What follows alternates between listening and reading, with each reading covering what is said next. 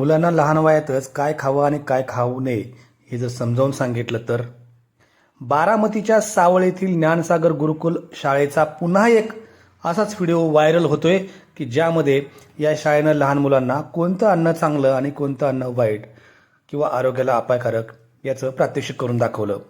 Healthy food आणि junk food अशी ती जनजागृती होती. यामध्ये 2 शिक्षिका समोर बसल्या होत्या. त्यापैकी एका शिक्षिकेकडे होतं हेल्दी फूड म्हणजे फळे असतील किंवा जे शरीराला आवश्यक आहेत आणि उपयोगी आहेत असं अन्न, तर दुसरीकडं दुसऱ्या शिक्षिकेच्या समोर होतं ते पूर्णपणे जंक फूड. त्यामध्ये वेफर्स असतील, वेगवेगळ्या प्रकारची जी कृत्रिम खाद्यपदार्थ असतील किंवा शिजवलेले किंवा फ्रोझन केलेले खाद्यपदार्थ असतील ते दाखवले होते.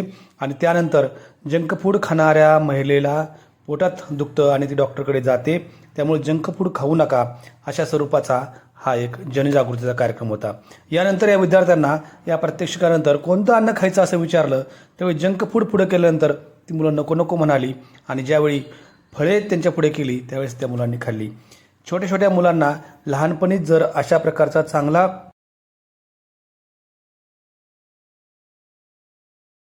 आणि चांगला अर्थ दाखवून दिला तर मुलं पुढं हेच अनुकरण करतात हे दाखवणारा हा व्हिडिओ बारामतीच्या सावळ येथील ज्ञानसागर गुरुकुल शाळेचा.